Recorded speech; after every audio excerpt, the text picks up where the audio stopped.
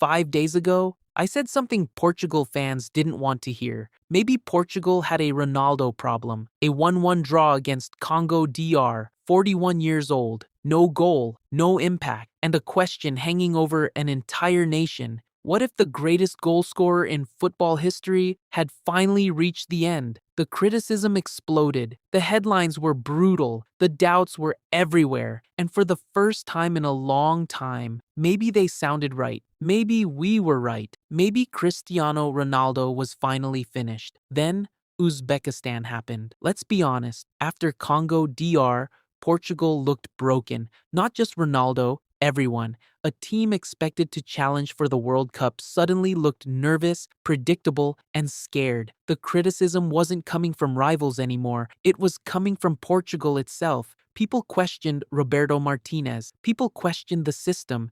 And most of all, people questioned Cristiano Ronaldo because against Congo DR, the numbers were ugly. 3 shots, no chances created, no defensive contribution, no goal. And now a drought stretching across 10 major tournament matches. For a player whose entire legacy was built on scoring goals, that statistic felt impossible. The conversation became unavoidable. Maybe Portugal were holding on to the past. Maybe loyalty to a legend was becoming a problem. Maybe the old king was finally running out of battles to win.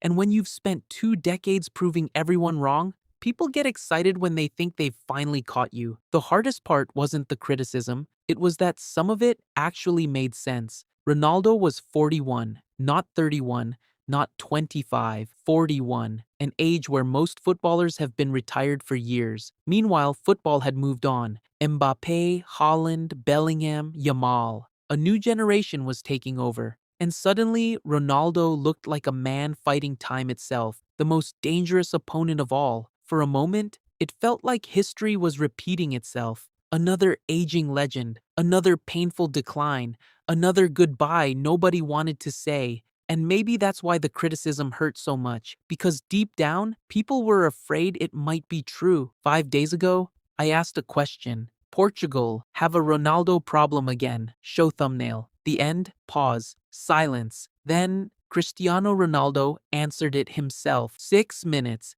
That's all it took. 6 minutes. 1 run, 1 finish, 1 reminder. Cristiano Ronaldo, goal. 1-0 Portugal. And just like that, everything changed. Not because it was the most beautiful goal of his career, not because it was the most important, but because of what it meant. The pressure, the criticism, the doubts, all of it exploded the moment the ball hit the net. And Ronaldo wasn't done. Before halftime, he struck again, a perfectly timed run, a composed finish, 2 goals, 2 answers to every headline, to every critic, to every person who thought the story was over. Portugal didn't just win, they destroyed Uzbekistan. 5 goals, 0 conceded, total control, 66% possession, 600 passes, 9 shots on target. The Portugal that looked scared against Congo DR suddenly looked terrifying again. And right in the middle of it all was Cristiano Ronaldo. Because this wasn't just a comeback, it was history. Again,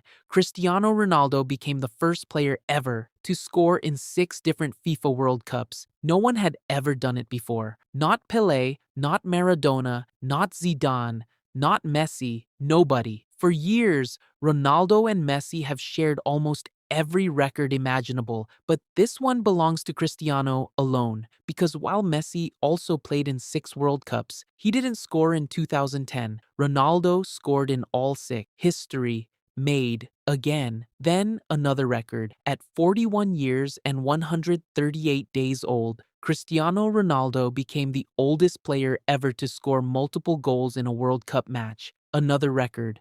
Another reminder, another reason why football struggles to explain him, because football isn't supposed to work like this. 41-year-olds aren't supposed to dominate World Cups. They're supposed to be retired. Yet somehow, Ronaldo is still rewriting the rules. But the most powerful moment wasn't the goals. It was what happened after, because Ronaldo admitted something. He called it a dark week, a week where people said he was retired, too old, finished. A week where criticism hit both him and Roberto Martinez. And yet his response wasn't anger, it wasn't excuses, it was simple. Work harder, wait for your moment, and strike when it arrives. That's what he's done his entire career. For 23 years, people say he's finished. Then he scores. People doubt him. Then he breaks another record. People write the ending. Then he changes the script again and again and again. Maybe this isn't the Ronaldo of 2008. Maybe this isn't the Ronaldo of Madrid. Maybe this isn't the unstoppable force who scored 50 goals every season. Time has taken some things away. That's inevitable. But greatness was never just about speed, or strength, or youth. Greatness is surviving when everyone expects you to disappear. And that's exactly what Cristiano Ronaldo did. 5 days ago, Portugal had a Ronaldo problem. Today, they have a Ronaldo solution. The story wasn't over. The king wasn't finished. And football made the mistake it always makes, doubting Cristiano Ronaldo. Because every time the world prepares his farewell, he gives them another chapter, another goal, another record, another reason to believe. 5 days ago, I thought maybe we were right. Maybe the end had finally arrived. But after Uzbekistan, there's only one thing left to say. We were wrong. Cristiano Ronaldo is 41 years old. He's playing in his 6th World Cup. He's still breaking records, still scoring goals, still carrying dreams. And somehow, the greatest story in football isn't over yet.